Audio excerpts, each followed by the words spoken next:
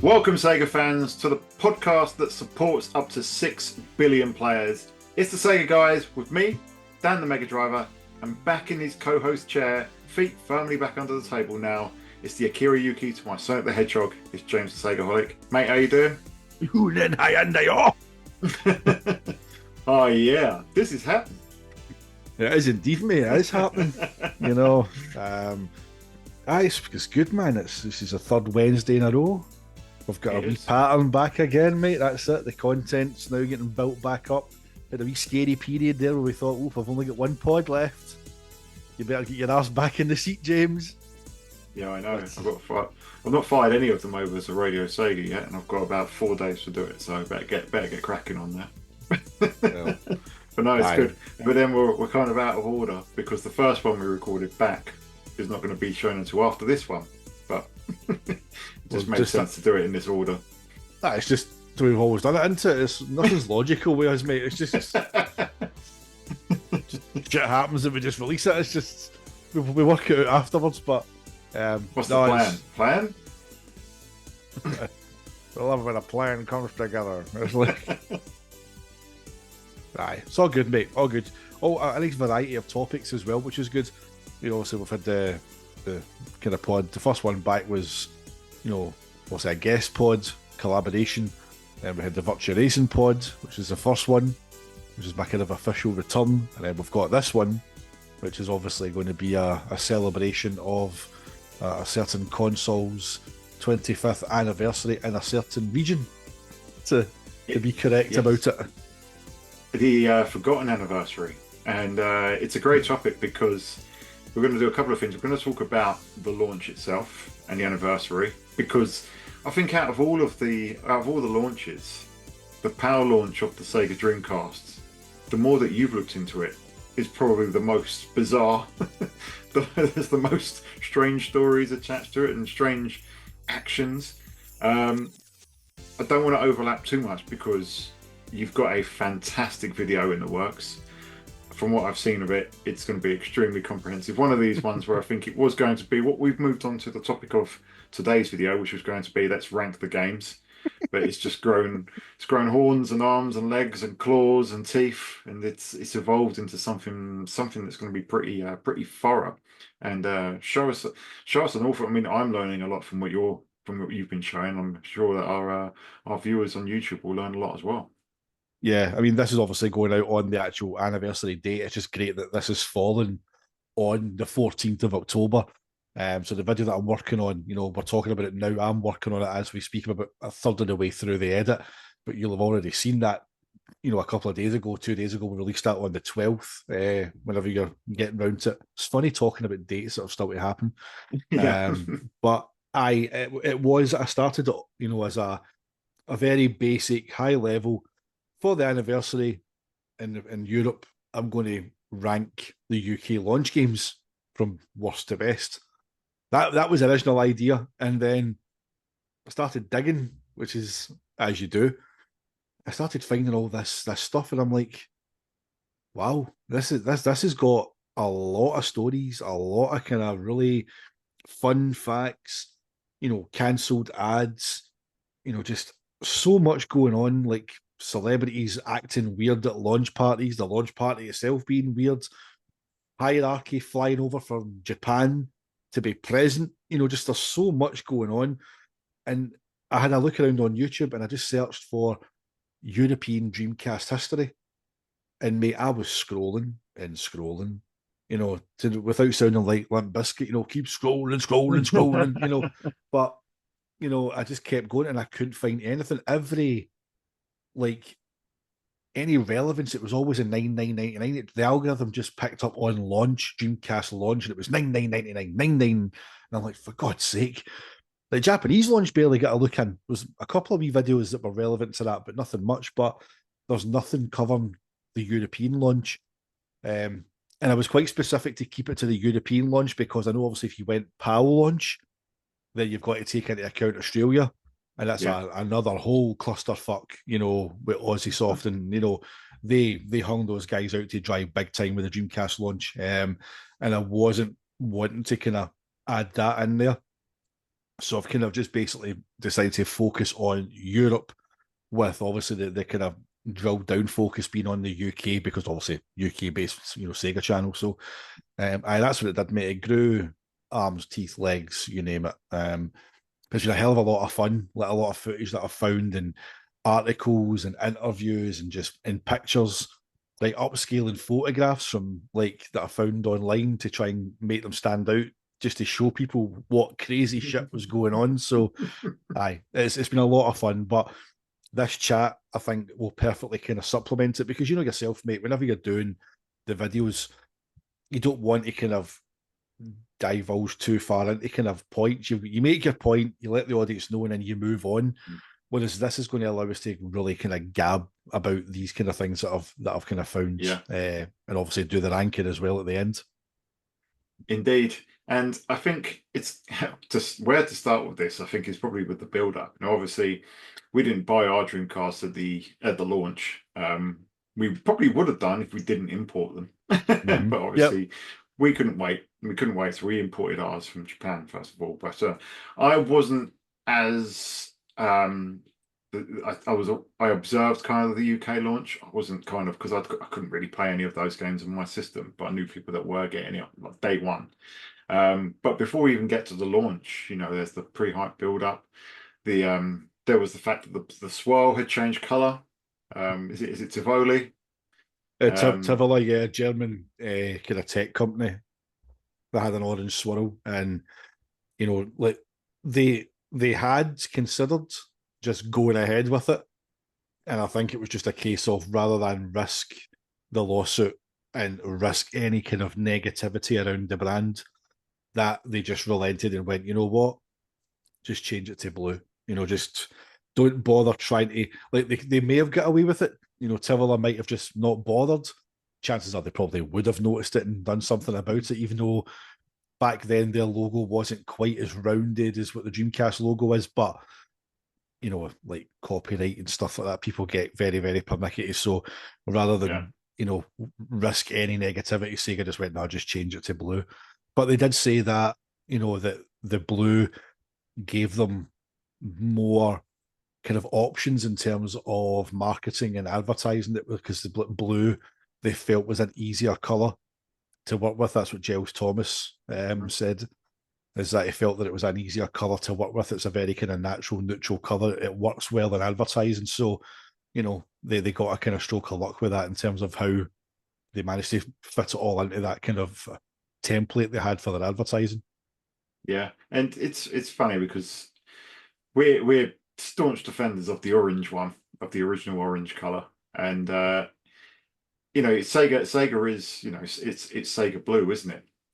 You talk about modern consoles for some reason, PlayStation are the blue brand now, Xbox are the green brand, Nintendo are the red one, but Sega were the blue brand, and they're taking that, having that swell over here, it resonates really well with Dreamcast fans over in this country and this part of the world because that's what they remember. And I think the marketing, and we will talk about the marketing very shortly, but it did work. That visual, that connection to Sega, that the color is ingrained in people's minds. If they weren't following the import side of things, then yeah, it definitely left its mark on fans of Sega fans on this side of the world. Mm-hmm. No, definitely that whole blue skies and Sonic being blue. A lot of people, I think, hold the opinion that the blue swirl is actually more natural. It's a better fit. But you've got to remember what Sega were doing with the Dreamcast. They didn't want a natural fit. They didn't Yeah, want to. They didn't want the norm, and that's what people forget when they talk about it. Sega wanted to move away from being Sega at the point of the Dreamcast. That's why at the start, when they unveiled it at the New Challenge Conference in 1998, there was no Sega logo on the console. The orange swirl, the focus on the brand. Even though Peter Moore was adamant in America, it's a Sega Dreamcast. yeah, In Japan, it was Dreamcast. In Europe as well, the box mirrors the Japanese packaging style. It's just Dreamcast on there, the exact same layout and everything on there. So as much as the blue swirl is a great fit for European Sega fans, you have to remember that at that time Sega were very much trying to move away. They wanted a clean start. yeah, and I think the blueness is actually very much a European thing. It's consistently been blue. You look at obviously the Sega logo is blue, but you look at the Phase Two Mega Drive cases were all blue, whereas in the US they were actually red. In That's Japan right. they didn't have colored cases. The Mega Drive logo itself was red and green. So That's right. Aye. um, so yeah, it's something that we've been more beholden to than other parts of the world. But I think it's a nice fit. But obviously, before we even got to the launch, there was the marketing, and then there was the teasers, and yeah, I think we've talked about the commercials before, but they had. I think the first TV spot I saw was, but first trailer I saw was in The Phantom Menace, quite possibly, Yes. Yep. and I think we were all sitting there because me and several mates had all gone to see it, and it was just like, what the hell is this? And then at the end, it's like Dreamcast, up to 6 billion players. And I was just like, oh, that's a Dreamcast. That's a Dreamcast advert. Okay, I've got, okay. And it was like, haven't you got one of those, driver? Yeah. I the advert, they went very kind of the opposite to what America went for, a very kind of organic AI sort of, hinting at AI, it can Yeah. hear you, it knows what you're thinking, all this kind of the wee things that come up that shows you the guy sitting with, screaming and all that, and like, focusing in the eye and all that, The other adverts you've got where it showed the Sega characters and it went inside the console and things Yeah. like that. But earlier ads were very dark. It was very much around that kind of it's thinking, um, more kind of sci-fi based. But I think in Europe they went for a more lifestyle kind of choice in terms of the way they were going to market the console, and that comes down to who they hired as the marketing executive, which was Giles Thomas, who obviously came in from MTV, where he'd launched the sister channel VH1. If you're old enough to remember VH1 launching, I hope your knees and your back aren't creaking too much. But yeah, Giles was, he was kind of convinced to take the job at Sega by Philip Lay, who Sega fans will know as the man behind To Be This Good Takes Ages, or he's part of the team behind To Be This Good Takes Ages, as well as the kind of 1989-90 era, do me a favor, plug me into a Yeah. Sega. So, you know, he wasn't at Sega at the time, but he basically told, Giles that this is a job you've always wanted. And, Giles thought that he had the job he always wanted, but he'd never heard of Sega. He had no idea who Sega were. His only gaming experience up to that point had been on Tomb Raider on the PlayStation 1.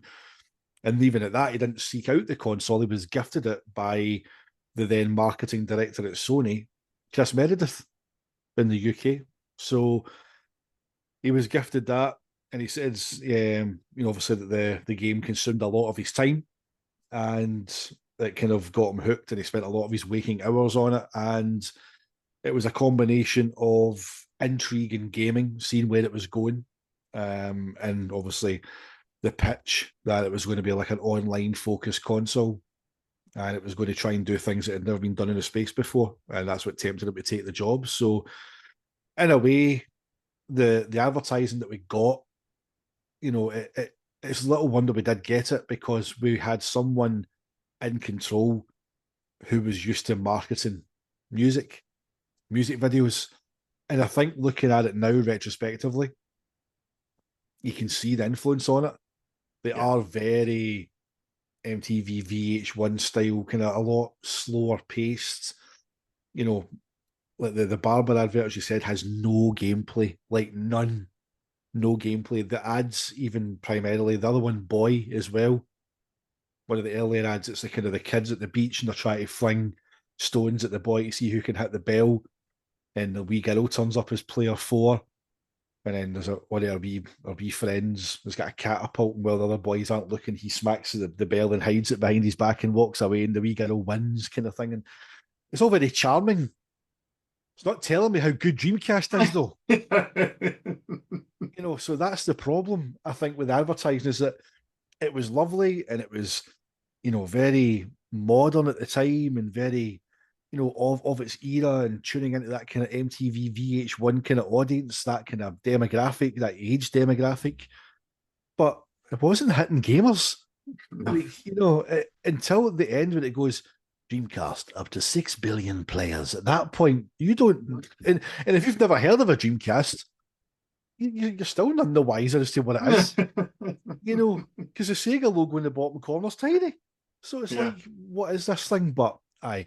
And just to kind of obviously clarify as well, that the information that I've got on Giles Thomas has come from an interview that he did with Tom Charnock at Dreamcast Junkyards back in December 2022. So that link will be in the description if you haven't listened to the interview, because great job that Tom's done on there. I think it's about 34, 35 minutes long. And a lot of what Giles says is really, really interesting. It really kind of captures the mindset within Sega Europe at that time as to what they were trying to do. But listening to it, there was a lot of times I was just shaking my head. I'm like, no, mate, come on. It's like, just show us gameplay from the off. Thing is, the Barber advert, right? You're showing that in the screenings of the Phantom Menace, right? The biggest movie that's that year, right? And you don't show gameplay. You've got thousands of people staring at gigantic screens and you don't show gameplay. You show guys racing to finish a haircut. Yeah. Like, Yeah. you imagine you put like the killer whale scene for Sonic Adventure or a bit of Soul Calibur or some Crazy Taxi up there on that screen, just melt your fucking eyeballs, mate. That's what that would have done. But no, there we go. Yeah, I don't know if that was, it was probably well before the whole, capture real gameplay footage, etc. Be bootstraps across there. But yeah, if you saw the Killer Whale scene or even Virtua Fighter 3, Soul Calibur obviously came out after the launch, but even like Sega Rally, they were far and above for the sort of stuff that we're seeing on the PlayStation and Nintendo 64. If they just showed a bit of that and then just straight away, oh, it's a Sega's console, it's a new game system. But yeah, and obviously we'll talk about how the launch went in a sec, but it's probably worth mentioning at this stage that the whole tagline up to 6 billion players got them in a little bit of hot water, and even Anne Robinson saw Sega as the weakest link at that stage, and Aye. put them on. Aye. Was it Panorama? It was on, wasn't it? It was Watchdog, mate. That was Watchdog. That was it. Yeah. Yeah, February 2000. And, she, in her usual style, she grilled them and basically, the advertising standards had basically banned it. They'd said, you say I can't run it because it's false advertising. Because even if online had been fully available at that time, it could only be played in Europe. UK Dreamcast owners could only play against other European Dreamcast players, not 6 billion, which is the population of the planet at that time. But even at that, even if they had said or used the population of Europe, that would still have been banned, because even that would have been a lie, because Sega split Europe into 3 parts basically when they were rolling out. Everything rolled out in the same date, more or less. But in terms of what each region or section of Europe got, so basically the first group, the first market were those deemed priority markets, which were United Kingdom, France, Germany, and Spain. And those countries got 100%, well, pretty much 100% of the marketing budget. They got the biggest percentage of available consoles, and they all had full internet access.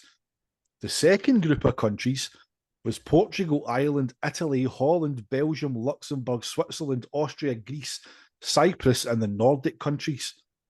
And in that tranche of countries, there was no marketing budget because it had all been spent on the priority countries, and there was no internet access.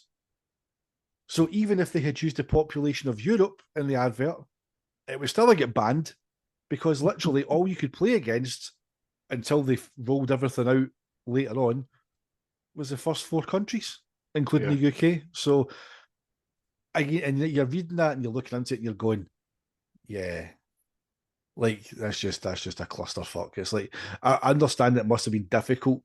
Also, the launch had already been postponed by 2 weeks. It was meant to be 23rd of September. and because of BT having issues at the kind of tail end, they decided, no, we need to delay this, because the irony is that Sega went, no, online's too important. Sega Europe were like, no, online's too important. It's the whole focus of our brand. We can't not have online. So rather than just launch it and have no online, we'll wait 2 weeks, give BT that extra time. But then they launch it and the online really wasn't in place properly anyway. So even if BT had got it all right for the original launch date, it was still only going to be those first 4 countries until Yeah. later, so and the launch in Europe was made pretty much a non-event for so many European countries because Sega used all the advertising budget in the priority countries. It's like madness, mate. It was, but what an event it was in the priority countries, especially over here, because some of the stuff that you show me, mate, is it just seems absolutely insane. You got Nigel Benn and Chris Eubank Senior. I've got to differentiate now. That's But right. got them two going at it on Ready to Rumble. Chris Eubank turning up in his great big Peterbilt Peterbilt truck. Jet You've got black with white Dreamcast logos on the side of it. Yeah, you've got Stilt Striders all wearing tinfoil, and you've got the bigwigs coming over from Sega Japan as well to enjoy the launch as well. It was one hell of an event, and yeah, and I must be honest, I didn't know there was that much to it until you started sharing the information with me, and it really is something that it's bizarre that it's not mentioned that much these days. Obviously, 9999 is a very familiar set of numbers. But this launch, was also, and we'll get to the success in a bit, but it was also quite a massive event that really does deserve some investigation and recognition. Which your video, when people see it, they'll understand. Hopefully they've watched it before this, and if you haven't, you'll watch it after, and you'll know what we're talking about. I mean, there was the launch party was September 5th, 1999 at the Commonwealth Institute in Kensington. And Jean-Francois Cessillon, I couldn't say that in my script, mate, when I was trying to record it for the video. It kept coming out as Jean-Francois. I just could not say it. Aye, but Jean-Francois Cessillon and Shoichiro Irimajiri came over as guest speakers for that one. And yeah, they had the cyberpunk inspired kind of stilt walkers walking around, like as you say, the big kind of tinfoil, kind of silver reflective spacesuits with scary big goggle eye, like looked like binoculars tied to their faces. Um, it was all very kind of sci-fi and kind of cyberpunk looking, and the whole kind of theme was very much, Dreamcast has landed. But the actual launch party itself, that was split into two. So in London again, the actual night of the launch, so lead up to midnight, there was kind of two hubs in London. There was the Piccadilly Circus branch of the now defunct Tower Records, and Oxford Street's Virgin Megastore, which obviously Virgin Megastore is also now defunct. But they rebranded the Virgin Store as the Sega Store for the night. And, it was at the Virgin Store that Chris Eubank and Nigel Benn had their Ready to Rumble battle. And then once, Eubank had emerged victorious, they jumped in his big rig and set on his way up to to the Piccadilly Circus branch of Tower Records to take in the actual launch and cause traffic jams across London at night time apparently. So and obviously the launch night itself, everybody was there. All the big wigs come over, from Japan for that. Okawa was there, Irimajiri was there, Yukawa was there. Now, obviously, sadly, no longer with us.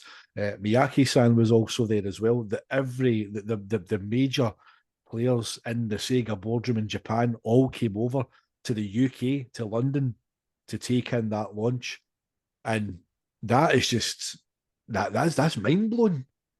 Like I've never heard of them going to the US launches, and they might have done. I've just never heard of it. No. But it was a sign of how important Sega viewed Europe and the UK as a market at that time. Was that because PlayStation had made it a real kind of, they'd solidified the UK in a lot of Europe? So was that Sega of Japan really throwing their weight behind how much that market meant to them. But to see the photographs of them there, like for Akawa to be there, I never Yeah. knew he was here. No, I had no idea either. I'd So imagine that mad. they viewed the UK and Europe as some sort of Sega stronghold. You look at it historically, the Master System had an awful lot of success here. The Sega Mega Drive also had an awful lot of success over here. And even though the Saturn, obviously, this commercial success was disappointing and came a distant third behind the PlayStation and N64. The way if you talk to people, it does seem like it was more successful here than it was in the US. At least in terms of consoles per the population. It had some success, and I don't want to turn it into a Saturn episode, but it had some success over here, especially in the early goings. Um, but yeah, and imagine they felt like it was a former Sega stronghold that they wanted to recapture and get from the iron fist, or pull back from the iron fist of Sony at the time, which might have been why they came over and tried to solidify that and put their weight behind it. Aye, that's a fair point, mate. The Mega Drive being the success it was, Saturn, I would say Saturn probably did better in Europe than it did in the US. So they were just It's a maybe low trying to. bar, but It's a low bar, mate. We'll take it. We'll take any win. We'll take any win we can get, basically. But I mean, at that time, obviously, Sony were still new. So Sega of Japan were still probably thinking, we can just these upstarts, man, we'll take it back. It's ours. They yeah. had no idea what was obviously coming, but aye, it was great to actually to dig in and see those pictures. To see Okawa in the UK for the launch was just brilliant, just mind blowing. Especially all these years on, I had no idea. Again, a video that was meant to be ranking 12 games from worst to best, and I've ended up digging into all this stuff. It's been phenomenal. And yeah, overall, it was a very another just like 9999 over here. It was a very successful launch, and you pulled the Mhm. figures together. And Sega, in terms of revenue, they made a fair chunk of revenue. Obviously, there's cost involved, and there's the marketing budget as well, which is pretty substantial. I think it was Sega just going all in, kept putting all their chips on the table to try and wrestle some market share away from Sony and to a lesser extent Nintendo at the time. But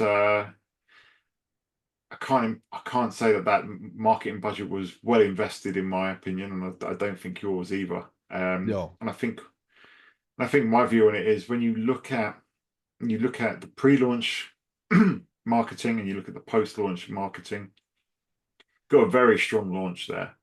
You've got the console just selling out pretty quickly. Such again, similar to the US, such a well-performing first day, one of the biggest entertainment launches over here at the time. And then it just tailed off. So what does that say? It says that everyone that wanted, and I think we've said it before, everyone that wanted the Sega Dreamcast, who knew what the Sega Dreamcast was, who was a Sega fan, they all got their Sega Dreamcasts. And I think when you went to, there was another, and you talk about Sega Dreamcast and people's memories, and there's those that came into it from the beginning, and then it seemed like there was another wave of kind of PlayStation fans that came over for Code Veronica, and then it really tailed off. And what does that say? It probably says that the marketing wasn't really that effective, apart from the whiners on Watchdog. So I wanted to play online on Christmas Day. What online games were you playing, mate? And I cut them out for a reason, right? And I could put it up as an outtake or something, maybe at the end of this we can show it. But the two guys they got on to kind of moan about it was hilarious. I think one was a Scottish guy. It was like East Coast of Scotland or something. Like, I feel like Sega have let me down, eh? Sega have let me down bad. Opened a box expecting online gaming and I got nothing. It's like, really? It's like, you again, that's the whole 6 billion players thing into it, is people believed verbatim what they were being told. So, Maybe. I reckon there were so many plants. well, yeah, you wouldn't put it past them, would you? They rearranged shelves in stores. They delayed Final Fantasy VIII to launch on 9999 to still fund it from the US Dreamcast launch. They're dirty, mate. They're selling They the load console, but they load the price of the console as well to $99 in the US and $79 in the UK, or £79 in the UK. Sorry, yeah, to like just like they announced it. Was it? When was it? Did it because it was October, so it was like the month before, and it was basically Sony Europe came out and went, yeah, we'll drop the PlayStation to $79.99, like just to basically again try and take shine off of the Dreamcast launch. yeah. I can imagine Phil Harrison, right, going, right, all you have to do is play this Dreamcast for a little bit and then bring up Watchdog and go on telly saying how much of a disappointment it is that you can't play online. And Guarantee. if you do that, mate, we'll give you a lifetime supply of PlayStation games. Yeah, You'll never pay for a PlayStation game again in your life. so I feel like those guys were plants. But anyway, as I said before, everyone that wanted a Dreamcast got one day one. A small wave that got them for Resident Evil Code Veronica. And then from there, it was just kind of a trickle that just really turned into a drip at the end. And what does that say? That says that the marketing wasn't working. So sponsoring the football shirts, that had no effect whatsoever. Especially when we didn't even have a decent football game on the console. Exactly, You know, exactly. it would have been Sega would have been better if they wanted to, tying it in with Euro 2000 and using the budget to sponsor billboards around the stadium with Sega Worldwide Soccer 2000 Euro Edition, rather than sponsoring the football. Because you had some that were Sega and some that were Dreamcast, and yeah, I I get it works for some companies, but you're trying to sell a games console. It just you can just tell it didn't work. It didn't have the desired effects, and it wasn't cheap either. No, the marketing budget that Giles Thomas and his team had was £60 million, right? The press release, which is on Sega Retro, from GFCC on, says that obviously these kind of four teams are coming on board, but it's three because Deportivo come on later on. But like they said, the Arsenal deal was 4 million a season for 3 years, right? And then in the press release, it also says other teams are, Sega remains tight-lipped on the amounts for the other clubs, but sources tell us they're similar amounts. So let's just take it at face value, 4 million, right, per season per club. Arsenal got 3 years, Sampdoria got two, St Etienne got two, and Deportivo got one. So all in, you're looking at 32 million quid, or 32 million, right? Whatever they also paid the European teams in euros, but it's still a substantial, over half your budget sponsoring football teams. The biggest irony, unknown at the time, obviously, when they signed the deal, it was in June '99 ahead of the launch, is that Arsenal would wear the Dreamcast logo longer than Dreamcast was alive. It's like the console was discontinued in March 31st, 2001. The second season of that Arsenal deal finished in May 2001. Yeah, So it's just, and I know European Dreamcast owners were well supported. I think was it Cannon Spike was the last kind of, UK, I think the big kind of UK release like Cannon Spike was. There was a trickle of kind of releases in 2002. 2001 yeah, was obviously good as well for Virtua Tennis 2, Sonic Adventure 2, Res. I think Res might be 2002 actually. Also Shenmue 2. But, it's just the Deportivo deal is a really bizarre one because that was 2001 season. So at that point, you're seeing that things aren't quite working for your marketing. So why are you then spending 4 million quid a year on to sponsor a football team whenever the three teams that you've already sponsored clearly aren't reaping the rewards? yeah. It was bizarre. You couple the football sponsorships with the adverts that literally had little gameplay, like the one for Sonic Adventure. It's again trying to show this whole thing about turning everyday life events into competitive play. So two women walk to the top of the stairs, finishing their shift for the day in the office, and they see the door. It's a revolving door. who's going to get down the stairs first, and they race each other. And then like one of them puts like a stick or something, a metal bar in the door, and it comes up special move. Then one of the women wins, and then it goes Sonic Adventure. And it shows you like 10 seconds, of, if that, of gameplay. You spent longer watching these two women race each other down the stairs than you have watching Sonic Adventure. It's just it just didn't work at all, and the numbers definitely showed. You compare that to, Jimmy the oh god, is it the it's Johnny or Cyber, Jimmy? Jimmy the It's Cybernetic like Gamer. that's the one, the cybernetic gamer. And you look at those ads, the Sonic the Hedgehog one for that. Obviously, it's you've got the kid that comes in doing like the cartwheels and the flips and everything as he's coming in to kind of attack him. And you've got the whole bit where he bounces him off on the spring and he bounces off. But it's all interspersed with gameplay. Yeah, You've got gameplay and it's gameplay like zoomed in onto a CRT and stuff. I mean, this will air before my Sonic and Knuckles video that will go live, I think, this same week, because the anniversary for that is on the 18th. And there's an ad for that, which is it's for Sonic the Hedgehog 3, which has Right Said Fred, and I forgot that Right Said Fred actually made a song for Sonic the Hedgehog 3. what? But there's still like loads of gameplay in there, like loads of it in the ad, not just Right Said Fred in the camera doing a little dance. So so it worked. Uncanny, mate, uncanny. Yeah, I've just got to shave my head, haven't I? But it worked. So it's just such a strange and frustrating thing for the marketing budget to be used that way. And you think about all this success, and you pulled the numbers up, and I think it was something like 96 million quid or something, wasn't it? Overall, that they earned on that first day.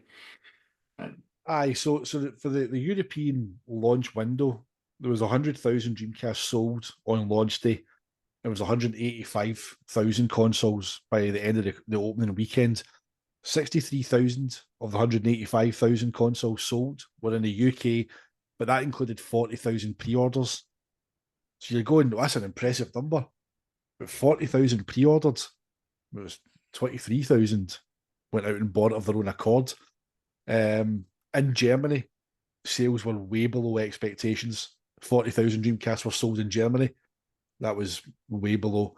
And again, if you look at the other kind of markets that they've done as priority, and then you look across the rest of the regions, when you start to look at where the bulk of the numbers were coming from, as you start to kind of look across, you can see the knock-on effect of the budget being spent on a yeah, priority couple of countries, because, as I say, 63,000 of 185,000 in the UK, 40,000 in Germany.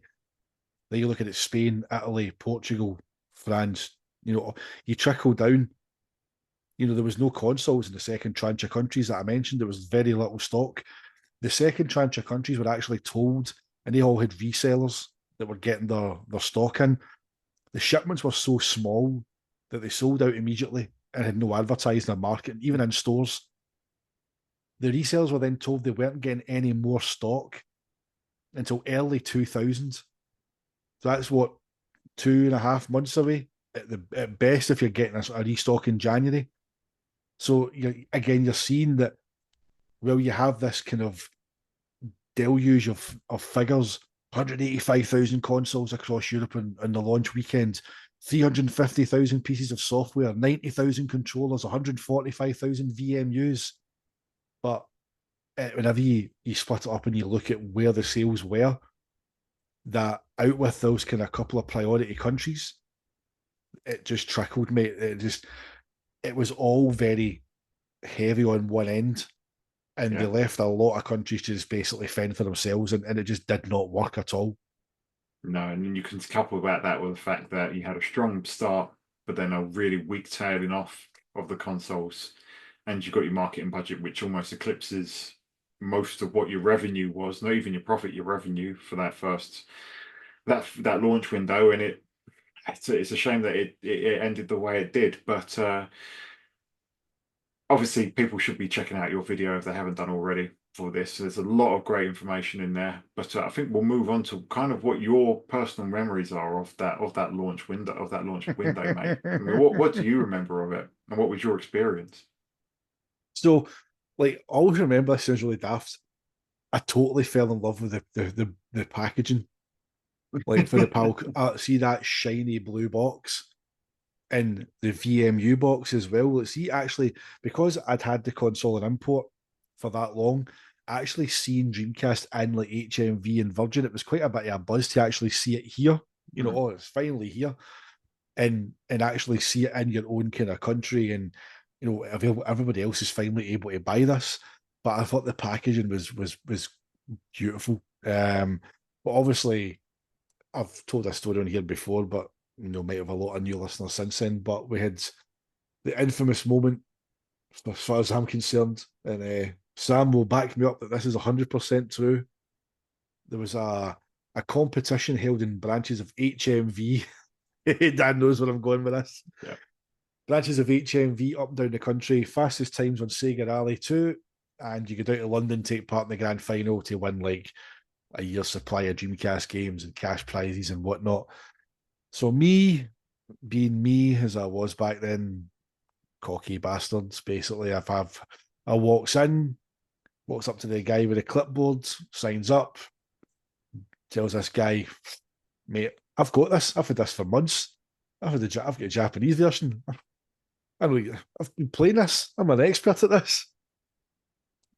Goes up for my first time. There's TV cameras. It was for a cable TV. It was filmed. God help me if it ever surfaces. I don't think it ever will because it would have by now.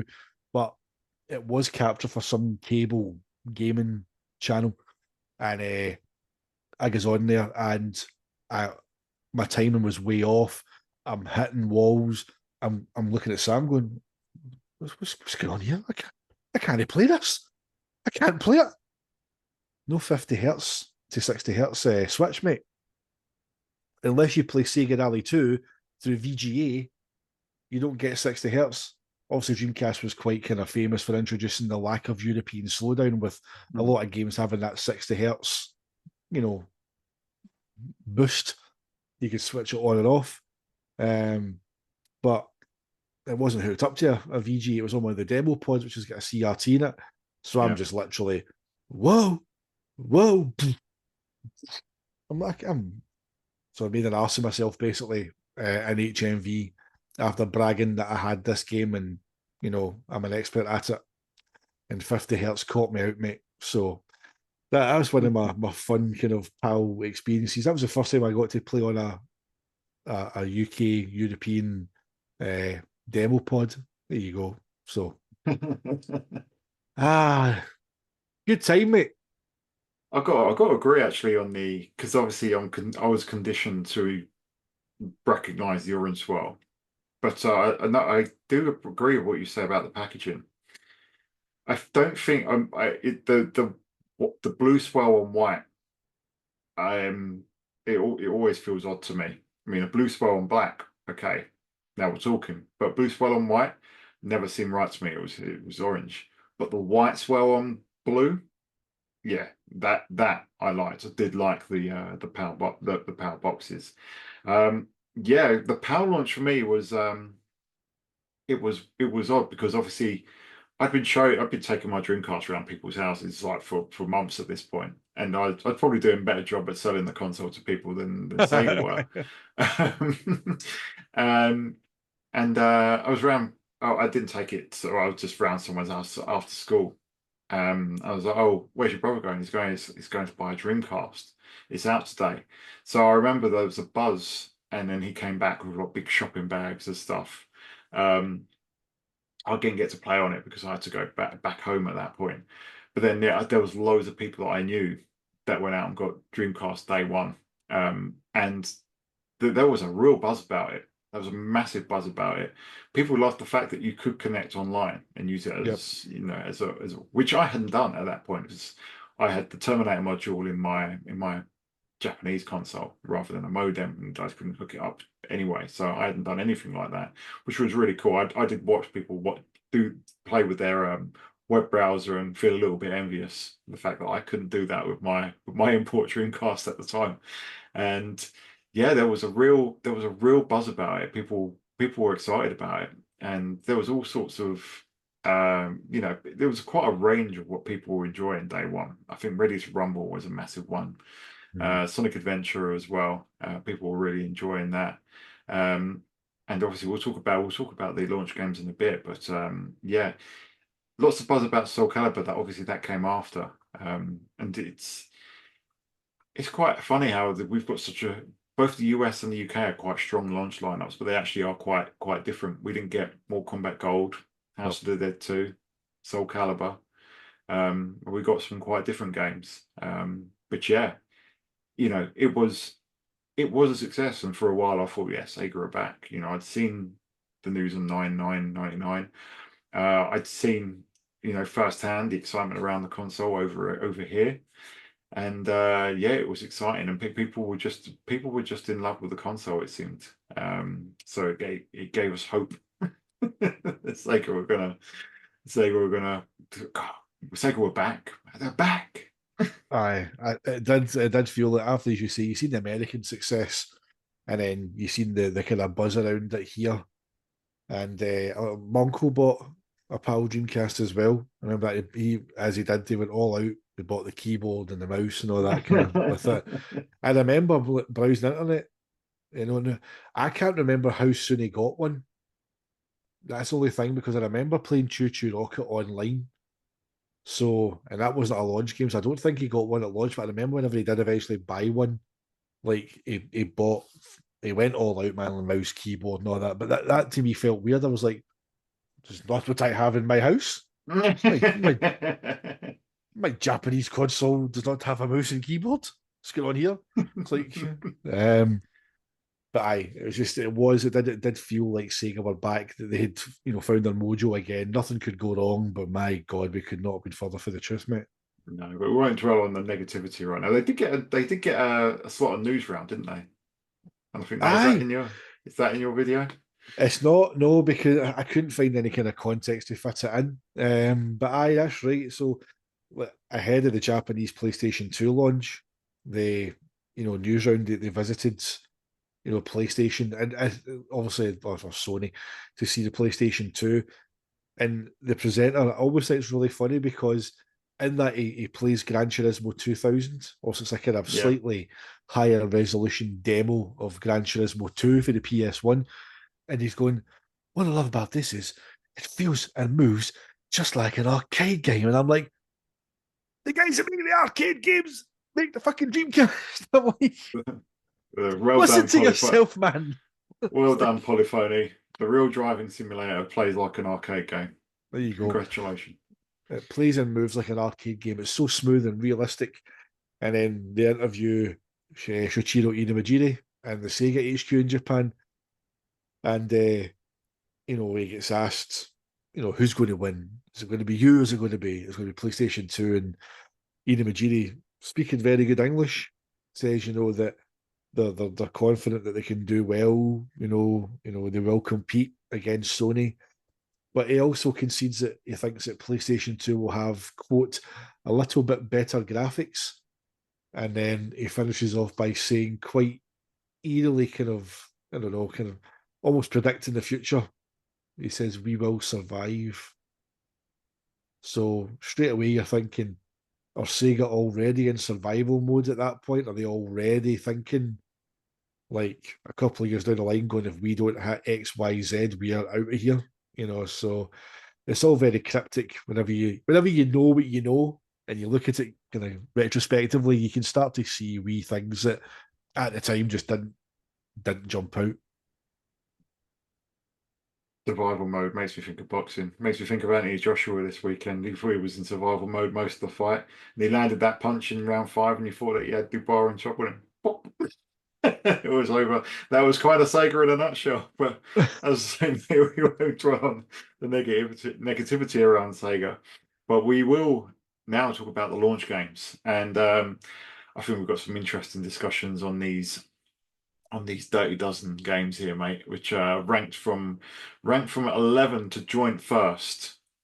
And I think if anyone's been watching us for a while, they probably won't be surprised what was joint first. But so this is very similar to what we did for the Model 2, ranking the Model 2 ports, where James did a ranking, I did a ranking, basically combine them together and kind of stacked them according to where our combined places were.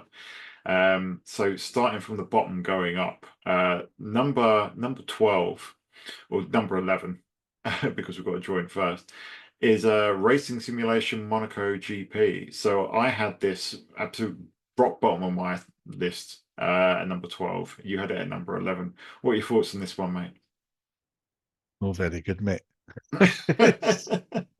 it's I don't know why a Formula One game needs a kind of grunge rock soundtrack to it. The car handling isn't great at all.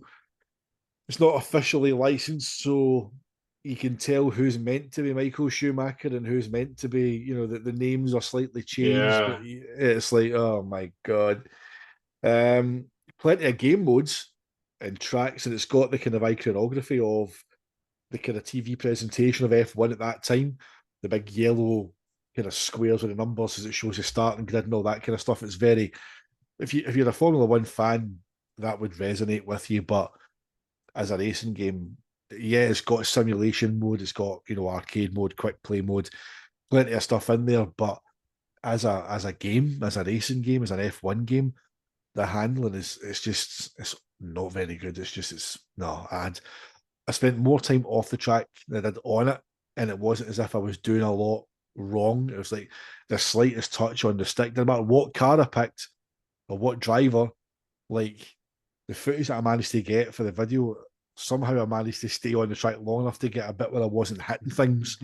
But it's nah, it's I don't imagine I think anybody who picked this up back in the day would have been pretty annoyed with it pretty quick. yeah. I don't think it's a terrible game, but it was the most underwhelming kind of half-baked game on this list. Obviously it's a port of I think it's N64 and PS1 game, and it does feel like an up-res N64 game. The graphics are extremely basic. Obviously, you've got more draw distance and the higher resolution. They're sharper than you'd see on those systems, but that's about it. It's basically just it's like the geometry's been copied and pasted onto the Dreamcast code base. Yeah, the handling's awful. It's just not very interesting at all. I'm going to ask you a question. Does it actually have the Monaco track in there? I was only playing around in arcade mode, but I couldn't find it. I recorded for the playthrough. I recorded me going through, like flicking through each track. And what's thrown me is I've recorded footage of another F1 game recently, and it was it F1 live information on the Saturn, and I think Yeah. I'm getting in my head. I'm seeing both selection screens. I can't recall Yeah, seeing Monaco on it. There's a lot of I didn't. tracks, but I didn't see it. No, Yeah, I was scrolling along looking for it because in one way I like that it's Monaco GP because you get thoughts of Monaco GP on the SG-1000 and the Sega Master System. You get Super Monaco GP again, Sega Master System, Sega Mega Drive. So you've got the Sega ties there because they were Sega games. Obviously, this isn't Sega. This is Ubisoft. But yeah, it's just very bland. It's like it's not quite Ducati World of F1, but it is it is pretty poor and low effort. And I think the most frustrating thing, and you're saying if you're an F1 fan, you might get something out of it. If you're an F1 fan, World Grand Prix came out less than a month later, and that is a much better F1 game, and Hmm. that is another port from the N64 from an N64 game, but it's night and day with this one. It's a much better racing game. So I think if you bought this one on launch and saw that come out a month later, you'd be pretty pissed off. So yeah, it's bottom of the list for me, mate. And yeah, you ranked it 11th, I ranked it 12th. So it came out number 11th overall. Next, we have incoming. Um, Now, this one I rated a bit higher than you, but you had this rock bottom. So, why did this come rock bottom for you? just think it looks like exactly what it is. It's a free demo that came with a PC graphics card. Because when I was playing it for the video, it's the first time I'd ever played it on the Dreamcast, and it just unlocked a memory. I got this game free with my Voodoo 2 graphics card that I got from my PC back in the day. And it was as dung then as it was back. It's the exact same. It's just, mate, it's awful. It's absolutely brutal. It's like you get your missions with the helicopters, and then like you can change your views, but it gives you this ridiculous view that looks like a replay. While you're still controlling it, trying to shoot down UFOs, you're starting to fly towards yourself. Like if you accidentally press the view change button where you're trying to lock on, and it's don't talk, even talk to me about that. If you try to get the specials, like you start with really basic fire. He's laughing. No, whether he's laughing, I'm fucking laughing as well. He's going to pull a copy of Incoming out, isn't he? Bum it. Where is it? I've got it up here. Humanity Last Battle. There you are. Oh, This they is gave it a my different name in Japan to try and make it sound better. this is my original Japanese copy that I got in 1999. Nah, it's like so you start with really shitty, like basic fire rate of fire and weapons, mate. I understand you're meant to get to the power ups, the red and blue kind of crystals to give you more speed or more rate of fire or better weapons. The amount of times that I got that close and some alien bastard would shoot it and blow it up before I got there. And then it's just the missions where you're on the ground controlling a turret. Mate, I felt like I was steaming. See if you put the camera up. It was like, have you ever been so drunk that your eyes have rolled in the back of your head? That's what I felt like trying to shoot. I was like, oh, it's like, what's going on here? No, it just wasn't for me. I'm like, what is this? It's just I barely touched it whenever I had it on the PC, and I completely blanked it from memory because I got a pretty cool demo of like Moto GP game with that graphics card, and I was too busy playing Quake, like GL Quake. I was like, ooh, Quake with 3D like fancy textures, but I was like, no, this is just absolute dung. I didn't have fun with it at all. Where did you rank it? I ranked it 10th. So I ranked it above the game we're going to talk about next and Racing Simulation Monaco GP. I've got a completely different take on it. So, as I said, you said it's awful and it's dung. I think Monaco GP is it's below average. I don't think it's terrible. I don't think any of these games are terrible. I think Incoming is quite fun. I quite enjoy it.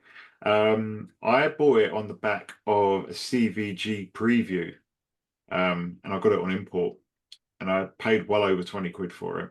Not much over, less than 30, but I paid, went to computer exchange in Watford, and they said it was just arcade fun. And to be honest, viewed through that lens, it pretty much is. I just feel like you just the gameplay hasn't got an awful lot of depth to it. You kind of have to learn how to how to pilot some of the vehicles and how some of the targeting works and stuff like that. And there's kind of a nuance to it, but there's not a lot of. It's just kind of because I loved how fluid it was. I loved how you get waves and waves of enemies that you blow out of the sky, and there's pretty nice parkour effects and explosions and stuff. And it was just switch your brain off. This is kind of the sort of game that you play in the arcades, but with a slick frame rate, fully 3D. And I didn't have the context of it being a PC game, and I know that reading up about it now, I know that it's actually downgraded pretty significantly from the PC original. The PC original actually got well received. The Dreamcast version less so. But I actually spent a lot of time on it back in the day, and I still like to boot it up now and again now. Um, I don't think it benefits from the fact that the environments are pretty sterile and bland. I think it Hmm. could have done with a bit more variety and a bit more color. But no, I had plenty of fun with this one, mate. I really enjoyed it at some point. I'll give it one bit of credit. Its title screen music's quite good, so I'll give it that. There you go. There we go. So that was well that was 10th on this list. At number 9, uh, I ranked this below Incoming. You ranked it above Incoming. This is Trick Style, and this one people might be shouting at us now, but this is one that I think is very well regarded within the Dreamcast community. I've never really gelled with it that much. Have you? Trickster's a funny one, right? Because like I want to like it, and I keep kind of going back to try and like it, and I have done several times through the years, but like the frame rate is what kills it. Aesthetically, it looks great. It's essentially Wipeout on hoverboards without weapons, I suppose. But the track design's okay. The environments are pretty detailed. They're bright. They're vibrant. The variety in the characters to pick from, the borders, is great. The kind of tutorial mode, and the kind of velodrome at the start does its job, teaching you how to kind of jump and ride, and kind of you can cling onto the kind of the light trails and kind of ride those. You've obviously got your different. You can do tricks, hence the name trick style, but you can also lie on your board and get boosts and stuff like that. So there's plenty going on it. Always found the finishing line really, really funny though. It just stops, just a brick wall. It's like there's the line and the kind of the checkered area, and there's like 2 foot of space and a wall. It's like just you've been racing through all these streets and up ramps and through clock faces that blow up and you go through and all that, and all of a sudden you just get to the finish line. It's a wall. It's like I wonder why they did that. They could have just not put a wall there. It would have been fine. just go over the finish line and just animate them with the camera panning out and the borders going into the distance, like just to signify that the race is over. But the city goes on. No, race over. Wall. It's like no, but it's the frame rate is what kind of kills it. It does chug along quite badly at times, but when it is going smooth, I think it's not too bad. I can see why it's highly regarded. Funny thing is, I was talking to Derek Pascarella because I was trying to get footage and I couldn't get the game to load. It just kept on hanging on a black screen. And I'm like, I've definitely played this. I remember the last time I actually played it was whenever I had a drive in my Dreamcast and I actually bought it for CEX. I downloaded like a PAL copy, a US copy, like went to various other sites to get like I think it was at Dreamcast Talk had like a GDI shrink version of it. Tried that. That after the splash screen of Sega licensed by Sega splash screen, it just nothing black screen. I'm mad to Derek. Is there any? Was there an issue with trick style on the Dreamcast with a GDMU? And he goes, "What version are you running?" So it's a PAL version. He's like, what language is your Dreamcast set to? I'm like, Japanese. It just stays in Japanese. I've not got a battery in it, so it just stays as Japanese. It's like, change it to English. Changed it to English, and it worked. So there you go. But it's I felt that Michael Keaton in Batman '89 was Japanese, about it in Japan. It's like, but so I finally got it working, and it was just the same kind of opinions. I thought it's fun. It's hard as hell. Like, Yeah. Jesus Christ, man! I find like seventh and sixth. Like, I just could not get anywhere near the top three. And it's like it's unforgiving as hell as well. Like, if you make mistakes on it, there's very little kind of room to catch up. And then they're taunting you, they're ripping the piss at you as they ride away from you. Which just angers you even more. But it's decent enough. But I'm quite happy with where I had more fun with Trick Style than the other two. That's for sure. No, I've never been able to get into it personally. I find it quite clunky. The mechanics have never really worked for me. I'm not a fan of the track design. I don't like the way that the trails work. Maybe it's just me. I'm just crap at it, but it's just never clicked for me. It feels unfinished. It feels like it needed a bit more time and a bit more polish to me. Um, but then I think some of the issues are obviously it's very stylish, and I think it really is a case of style over substance that it gets a bit more of a recognition for, because it was, you look at the characters and you look at the big environments, it all is very impressive and next gen compared to PS1 and N64, and it's just like it's another one. It's like, oh yeah, this is what Dreamcast is all about. And it's very much like Maximilian Dood he said that some games are just vibes games, and I think that probably describes Trick Style. It's just about the vibe of it. But as a game, yeah, I've not been a fan.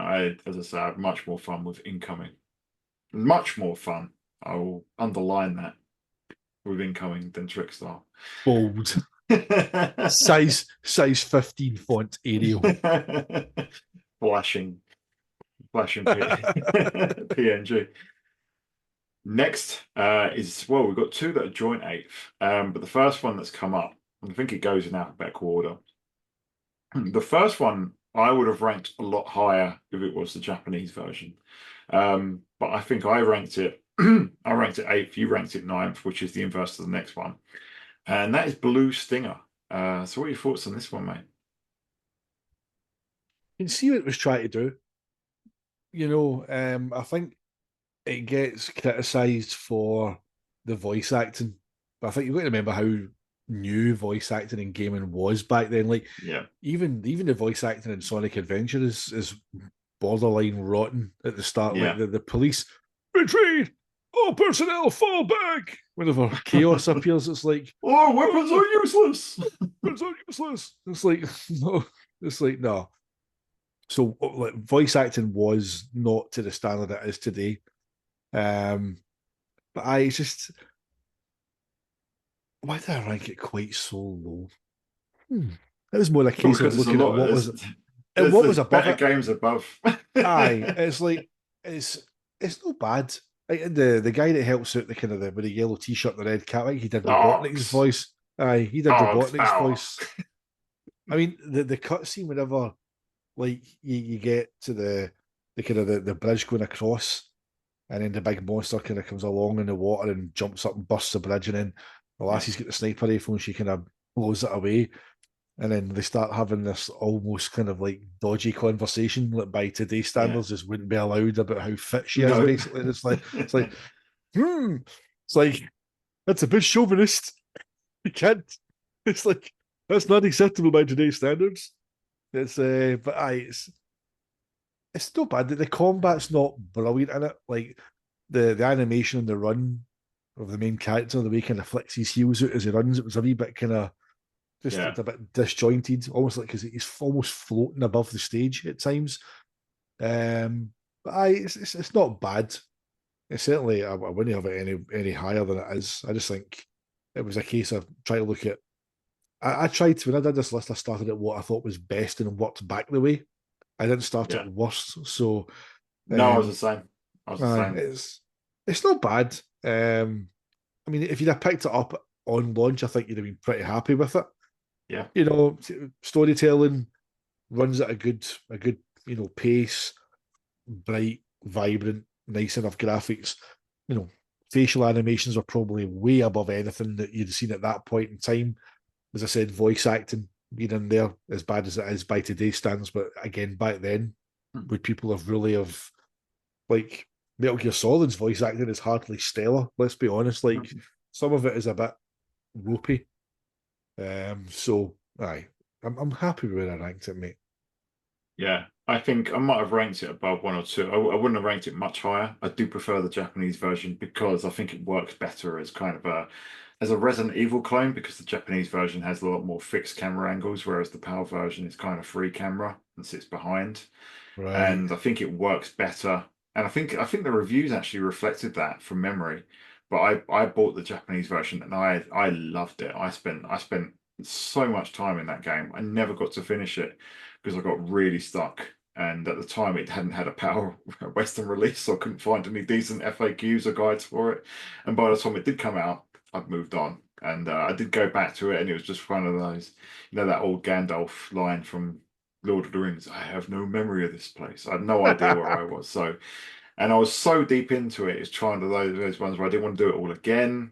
And I did keep going back and thinking, right, where am I? What do I have to do? And I never finished it. But the time that I spent with it that first time around, I absolutely loved it. And I can't get into it as much from the PAL version, but I can get to a point, and I think I do like this. It's really schlocky. It's really janky. Um, but it's really enjoyable. It's got character, it's got charm. At the time, it would have been visually impressive, the environments. it's a survival horror, but the colors are just aren't survival horror, you know. No, And even though Illbleed has a similar style, it's Illbleed's a lot more like, and I think it's from the same developers, isn't it? I think so. I Um, Whereas Illbleed, leans really into kind of the playground and that kind of that horror sort of vibe. You don't get that as much with Blue Stinger. It's more of an action game than a survival horror in terms of aesthetics. But yeah, I do. I'm from running around in that game, and this is how much I played it. I still from 25, it would have been over 25 years ago because I got this on import, close to when it released in Japan.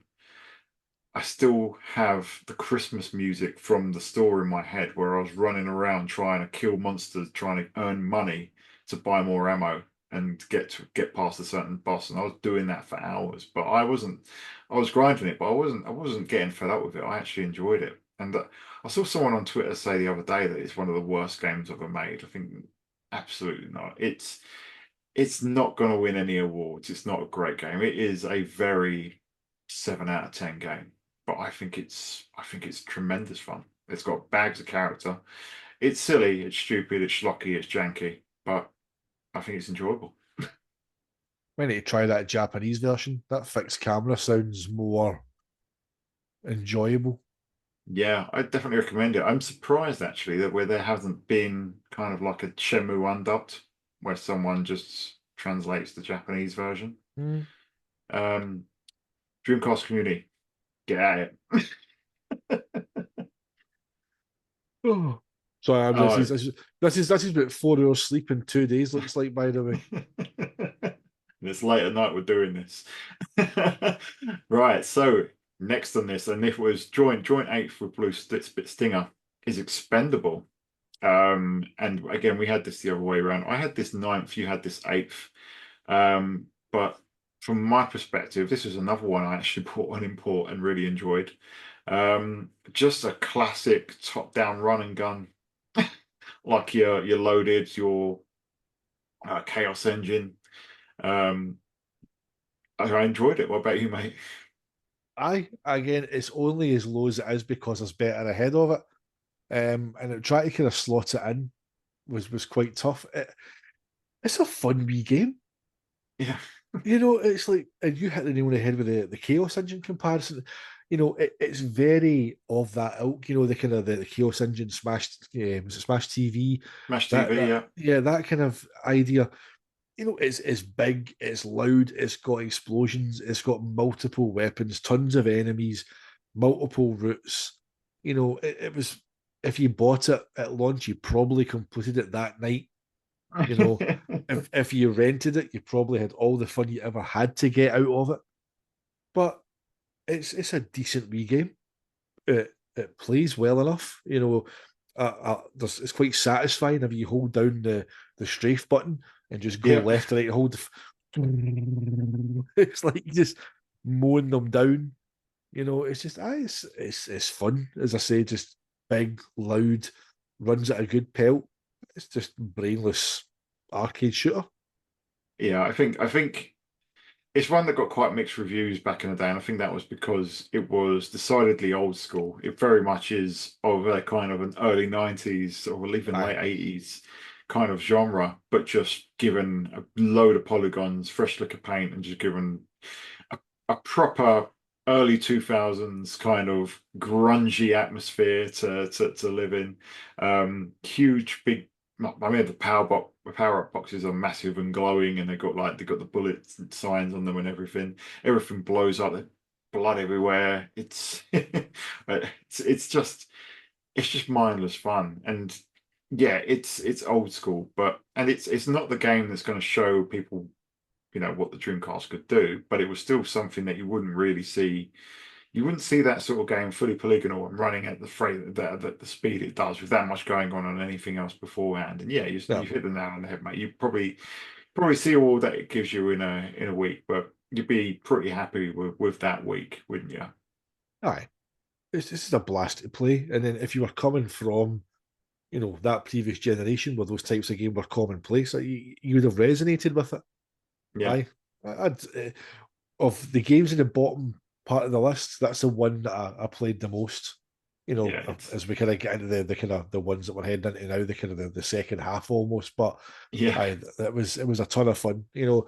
Just disengage your brain, hold the trigger down, and just run about shooting stuff basically, and just watch all the flashy lights. Although whenever it flashes up, incoming, and there's like a big bus or something, it just rolls towards you through the mist. If you don't run back in time, it just flattens you. Oof, yeah, that's you. But that's good fun, mate. yeah, It's only as low as it is because there's better ahead of it. yeah. And the next game, which is still in the kind of the bottom six, but probably more my fault than yours, is Tokyo Highway Battle or Tokyo Highway Challenge in the UK. Yeah, Yeah, Shinjuku Battle in Japan, and whatever it was called in the US. It's one of those games that's got about 20 names. I rank this seventh. You rank this fifth. But I think you enjoyed it a bit more than I did, and you obviously featured this in your Dreamcast Races video. It's a very pretty game, and it's a lot of fun, and it plays well. I think is the crux of it, isn't it? aye. And in the Dreamcast Racers video, if I remember, I said, there's only so much. It was bottom of that list because there's only so much, Tokyo Highway that I can look at. But at the same time, it does hook into that whole Japanese street racing kind of culture, in terms of depth of gameplay options, car types, car classes, you know, if you're into your Japanese street racing, like your Supras and your Lancers and your E86s, all these kind of your Mazdas, all these cars are all instantly recognizable. The car models are gorgeous. The the reflections from the kind of lights, the street lights on the highway, they're absolutely beautiful for the time. Like they're not ray traced, obviously. Didn't have anything like that back then. But it does the job. It looks glorious. They hear a wee mechanic have got up behind the driver and flashing your lights at them to get their attention, Yeah. challenging them to a race. They can do the same to you. Like if you play quick race, it's quite kind of like the kind of arcade mode. It's quite good. It just keeps going. Mm. It's like you can just go next stage, and it gives you a better class of car every time to obviously compete against. And the first maybe 5 rounds are quite mundane. You're taking if you pick like a higher class car, like an Impreza or a Lancer or a Skyline, for example, and you're scudding these little kind of family cars that are trying to take you on. But as you get into the later stages of it, you start to, meet your match. It's cars that are on par with you, and then you'd really have some good, battles, for lack of a better word, obviously, with the title. But, the slow moving traffic presents a challenge. Bit of a thrill as well, whenever, obviously, you know yourself, you've got that bar at the top, you need to try and get so far ahead that the bar diminishes and you win. But see if you just weave in between traffic at speed and you catch it, you see a little kind of cut off, and you can take it at the last minute to give you a wee bit of an extra Yeah. gap between you and your rival. It works really well. Yeah, it's a unique take on the genre that you don't really see much. You certainly haven't seen much of it at this stage. So it definitely has its place within the launch lineup. And I think it's your out of the three racing games that launched with the Dreamcast, it's the one that you rated the highest. I didn't rate it as high, and we'll get to the other racing game in due course.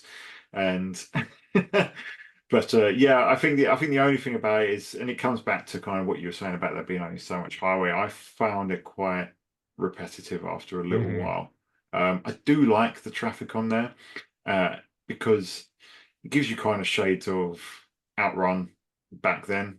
Going forward, Crazy Taxi, the way that you interact with that traffic, um, I think it obviously you don't get points or earn fees from it or stuff, but as you're saying, a way that you can get sort of like boost yourself does come into play there. So it's enjoyable, and it's definitely a worthy game. The series itself is fantastic, and the second one's great, and they're making another one, aren't they? They've announced that Yes, they're going to make a new one in the modern day. that will have ray tracing. It will probably have ray tracing. You can pay £700, get that on your PS5 Pro. Should I just get a Dreamcast with a GDMU and just play it for? The same, That's it. it's the same experience, really, wouldn't it? It would just- Well, the there's gameplay will be the same. only so much you can do with highways, isn't there? So, Yeah, still play the same, wouldn't it? So no, it's a great little game, great little racer. A little bit repetitive, I think, but it does what it says on the tin. It does it very well. So the next one, number 6 in the top half, Dynamite Cop. Obviously, the sequel to Die Hard Arcade. What I didn't know at the time is that it's a port of a Model 2 game. I didn't know that Dynamite Decker 2 was a Model 2 game. But obviously, given a fresh lick of paint, so to speak, on the Dreamcast, absolutely bonkers scrolling beat 'em up. I'm a big fan of this one, mate. What about you? it's just it picks up on what Die Hard Arcade did really well. Obviously, it doesn't have the license, so it's like Bruno Derringer or something. His name is, isn't it? Or what he's That's called. right, yeah. Um, but I obviously in Die Hard Arcade, it was kind of it was like four-way movement. Whereas obviously in Dynamite Decker 2, it's like, it's basically you can get eight-way kind of movement, so enemies Yeah. can come from all kind of angles, but still get that whole batshit crazy uh, pick anything up, use it as a weapon. Like very early on in the bar, you can literally pick up an arcade machine that's quite clearly meant to be Yep. it's an Astro City cabinet, and you just rattle somebody with that. It's just there's a fishing kind of skewer thing, like a spear, and Yep. You get like it's like harpoons and you can actually just pick up swordfish as well. aye, and even again early on, whenever you get back onto the kind of obviously one of the cutscenes, you jump out into the pool, and whenever you get out, there's a kind of two big kind of heavy kind of Mhm. boss guys. Yeah. You just pick up a laser cannon style kind of. It's like it's absolutely crazy. Yeah. It just ramps everything up, and it looks great. Colorful, sharp, runs well. Nice kind of CGI cutscenes as well. Wolf Hongo is back with a weird headdress on. I don't know what he's meant to be looking like, but he's trying to transition it to being an actual wolf.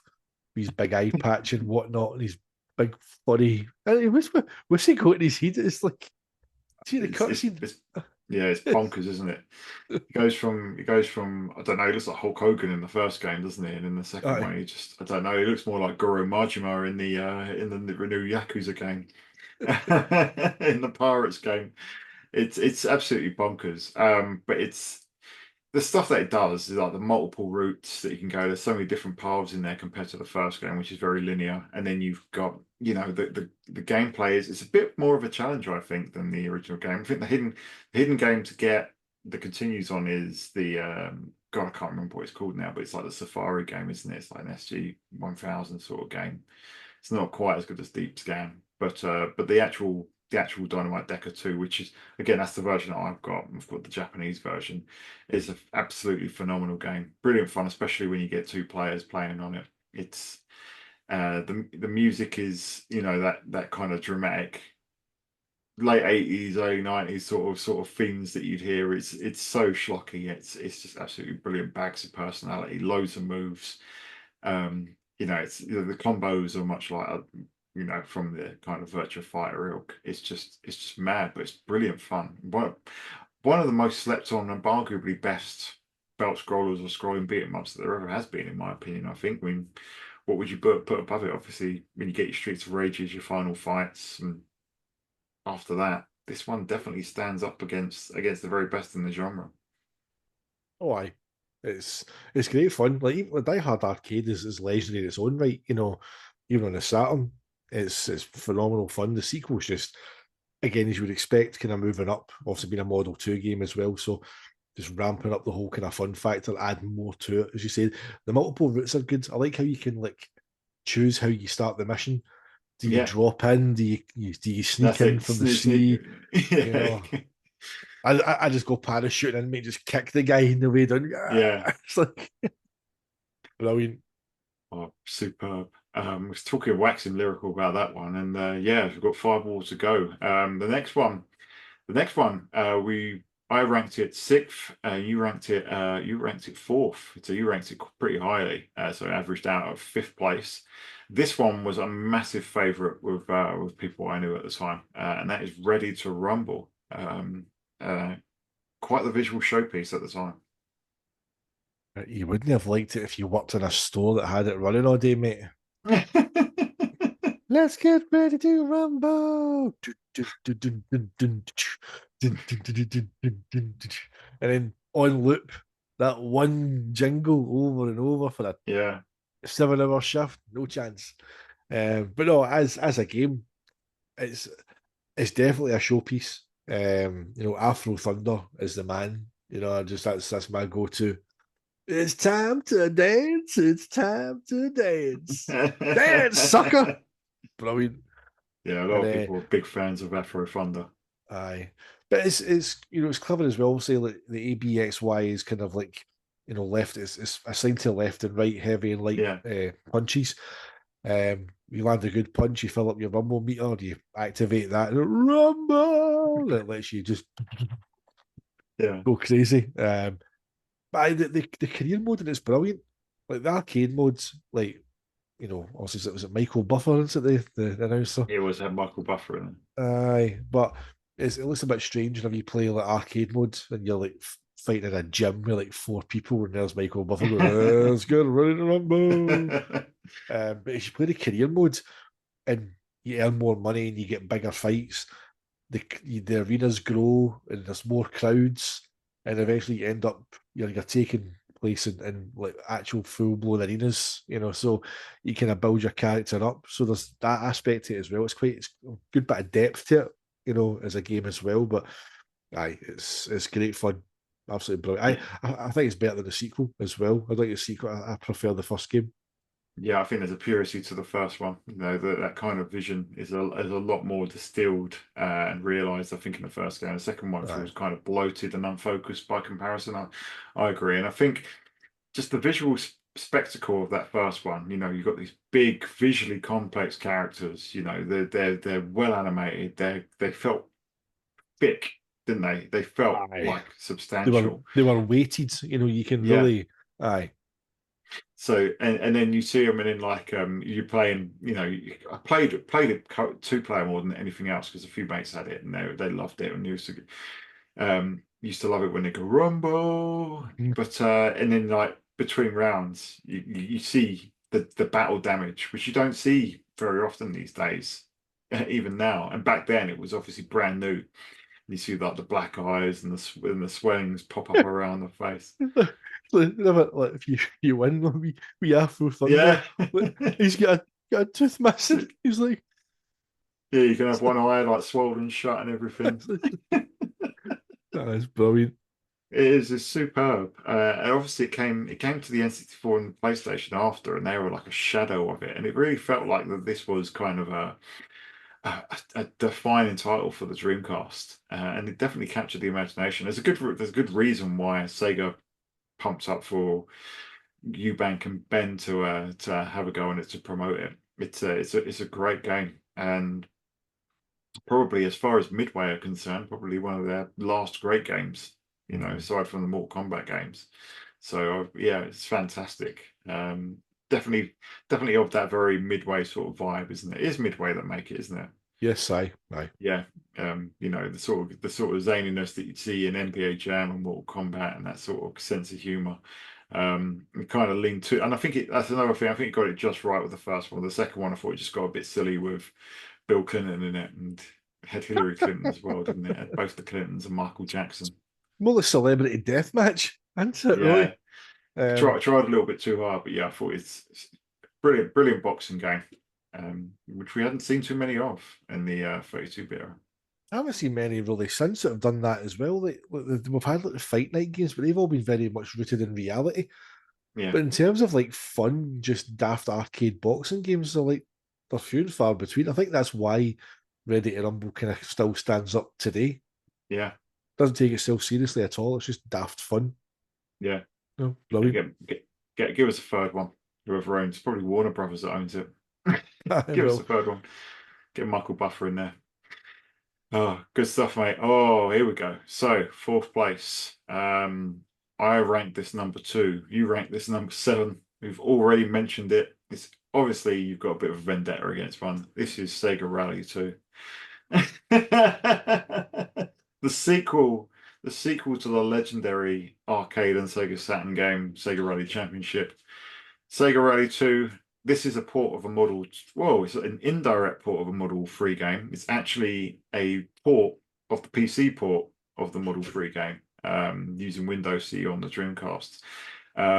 Both you and I got this originally on import.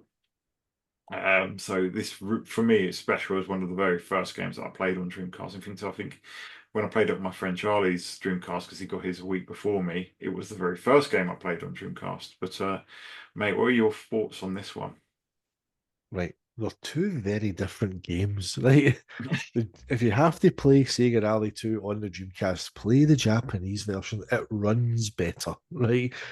Even running the PAL version at 60 hertz through VGA, it's still in these codes that they tell you to enter Oh to yeah, take away scenery to make it run any better. It doesn't. It's just, it's not. It's very, very different games because of how they perform kind of out the box. There's kind of changes to cars as well. The Ford Escort's been dropped, which is one of the cars in the arcades. We were talking earlier in WhatsApp as well about what cars have kind of swapped in and out. got a The good Fiat thing, Cinquecento in there aye, instead. Bright where it yellow. does,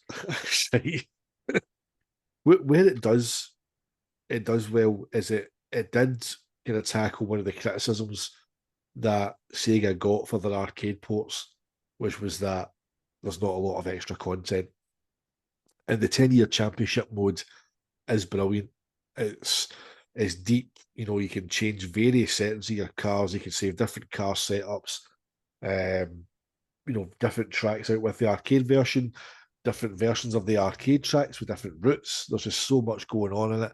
But the Japanese version does try and hit 60. And sometimes it does, and you can really feel it. But the drops aren't as jarring. The PAL and the US versions, I believe they were kind of lowered, their cap was lowered. So the drops for some reason just feel a lot. Let's see, using the chase cam in the PAL version, see if you're turning a corner with a car in front of you, it chugs. It literally becomes a slideshow. It's like, what is happening? But why did Sega, even the Japanese version could and should have been better? I remember the issue of Edge, like it was maybe a month before the Japanese launch, and they showed a couple of screenshots, and they said that they had concerns. And like, Sega Rally 2 was meant to be a launch title in Japan, and it got delayed until the new year to go back in and get tweaked. And even then, they said that they felt it was just like a PC port. It was just it didn't feel anywhere near complete. It didn't feel anywhere close to the Model 3 game. And it kind of annoys me. That's my one big regret about Dreamcast is that for Sega Rally to be the crown jewel of the Saturn, such an amazing game that still stands up today, that Sega Rally 2 get just treated so badly. Like I think it's because Sega Rally 2 was pretty much developed in line with the hardware, like being developed as well. So if I remember that for the Edge interview, and it's whether that had an impact on it, that maybe specs got changed later on once it had went gold. I don't know the ins and outs of it, but it's it's just a shame to see such an iconic game have its sequel so diluted, even with all the extra content. The cars are just so detached from the track. They almost float. They look as if they're above the track. You know, as nice as those kind of mud trails and splashes off the when you power slide, it looks lovely, but it just doesn't feel connected to the track. Like you can flip your car without even touching the handbrake. It's stupid angles. Like play with the Stratos. Like it's so dumbed down compared to the Saturn game. It's like it's not a monster. It's just a big slippery. Like you just fire it around corners. It doesn't even care. It's like doesn't fight you. It just goes, hey, here we go, fire in corners. It's such a different game. Just it should and could have been so much more than it was. Yeah, I don't disagree that it should have been better.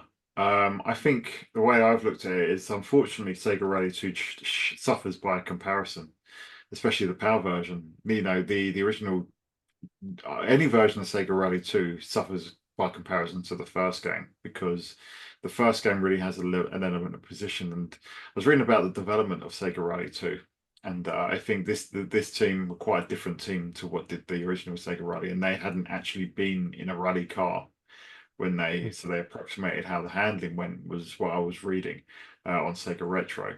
So it suffers by comparison in terms of track design,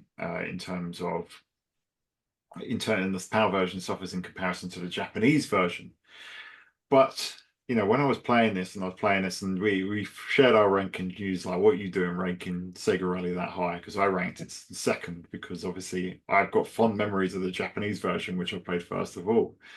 And I booted up the PAL version, which I hadn't played in a very long time. I hadn't played it very, very much. And yeah, I timed out on the mountain stage, which I've never done before, or I think I might have done it when I first got the game back in 1999. And I was like, what is wrong? And the game just feels wrong. But I persisted with it. I felt like I don't know why. I could have just gone, right, this is it. This is crap compared to the Japanese version. I'm sticking it down in the bottom half of this table. But I didn't. There was something that pulled me in. And I think if you putting out of your mind kind of the preconceptions of what it should handle like, it's still a classic Sega racing game. It still has the same hook. It's still got more variety and more memorable track design than, say, Tokyo Highway Battle.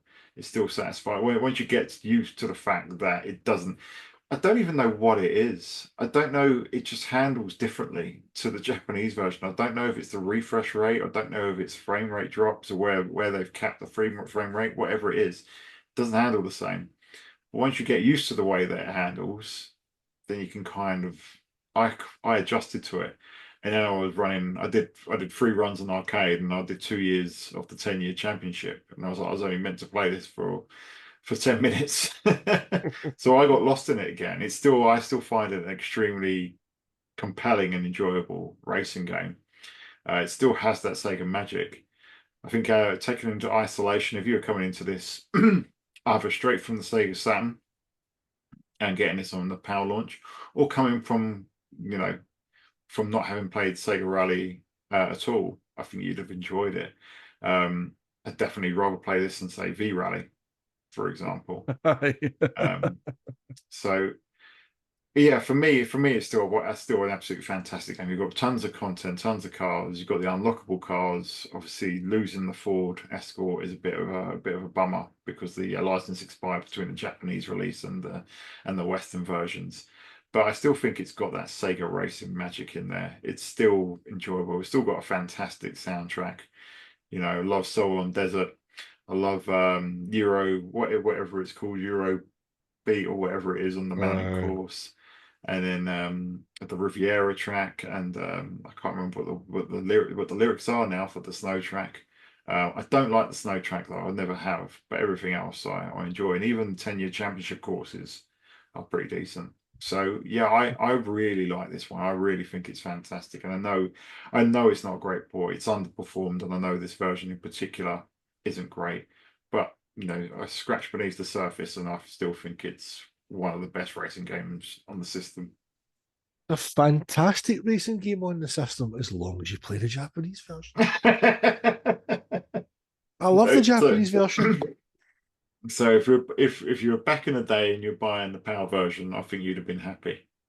But if you're going to play Sega Rally now, yeah, play the Japanese version. But the thing is, like, we weren't so conditioned to frame rate as we are now back then. But it still made an arse of me in HMV, so fuck it, it got ranked low. I think if you went from the Saturn version to this, and the visual, from the Saturn version, which is obviously a masterpiece of a port, but obviously visually quite different to the arcade. And obviously, this is visually different to the arcade, but you kind of have to see the two side by side to see the kind of the weird design choices that they made. But I think, for it to look so faithful and fully 3D would have blown me away. It did blow me away, the Japanese version. And if I was coming to it from the PAL one, probably would have done. And I might have got used to. I mean, there's a reason why this was the game that people were competing on, mate, because it's awesome. And it was also one of the 2 top selling games in the UK. It was. It was. It was. I think it was the biggest selling one of the biggest selling games in the UK, and I think it was the highest selling game in Japan for That's right. Yep. 1999. Yep. So our survey says, Seventh. yeah. So I think both viewpoints are completely valid. It's a very good game, taken on its own merit. But if you're playing it today, don't play this one. Yeah, play the Model 3 version emulated. Or play the Model 3 version that Put it on does Super deliver Model. There you go. a solid frame rate. Yeah, or the 10-year championship. Give that up for a solid frame rate. Number three, then, mate. So this one I ranked it fourth. You ranked it second, so rounded out at rank three. And that's Power Stone. It sounds harsh, but when I think of, the fact that I rated Sega Rally 2 second, and then you've got 1 and 2, which we'll come on to shortly, or not 1 and 2, they're both joint first. I mean, what can we say about Power Stone that we haven't done already? It's just an absolute phenomenal game, a looker, a bunch of fun. How many times have we been here? But aye, as I say, I've got a video of Power Stone that I've done a while ago, just going over the history of it. And everything's kind of covered in there. It's just a hell of a launch title, you know. Just wow, if you'd picked that up, you'd have been absolutely blown away on launch day. It's we've spoken about the environments and that they're very condensed, they're high, they're rich in detail. Like the London stage especially is just absolutely beautiful. Brilliant roster of characters, unique gameplay on there. The three power stones and the kind of end boss with these various forms as well. Because when you think you've beat him, it changes into something else and fires spikes out of his back at you. But no, it's a brilliant game. I'm glad to see that it's coming back, in the Yeah, Capcom Fighting Collection. Finally, they're both coming back, Power Stone 1 and 2. It's a phenomenal game. Absolutely phenomenal. yeah. It looks great. It's a load of fun. I've always found it hard as nails, uh, but uh, but the mechanics are unique, and it just brought something different to the genre. And it's so off the wall and kind of crazy. That everything's kind of it's kind of everything's elaborated, everything's over elaborate. Like the punches send people flying across the stages.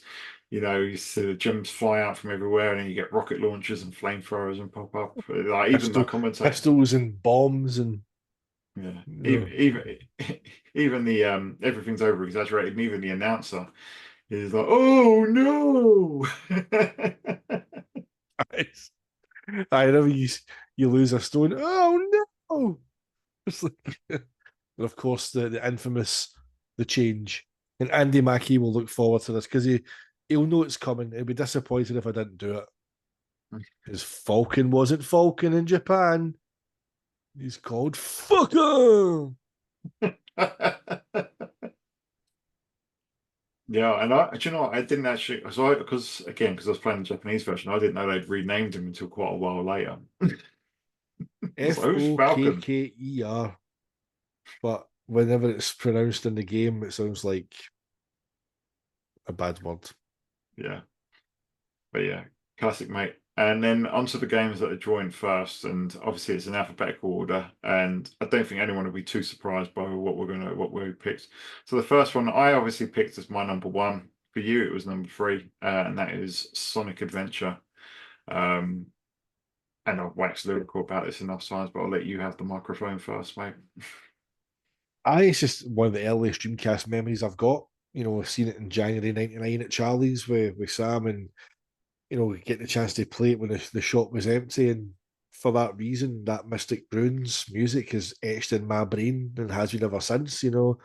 I've told you on WhatsApp, I could be randomly walking about the kitchen doing mundane tasks and start going, "Himini, himini," and just start humming away, whatever that bloody tune is that the lyrics are for it. But it's just a brilliant.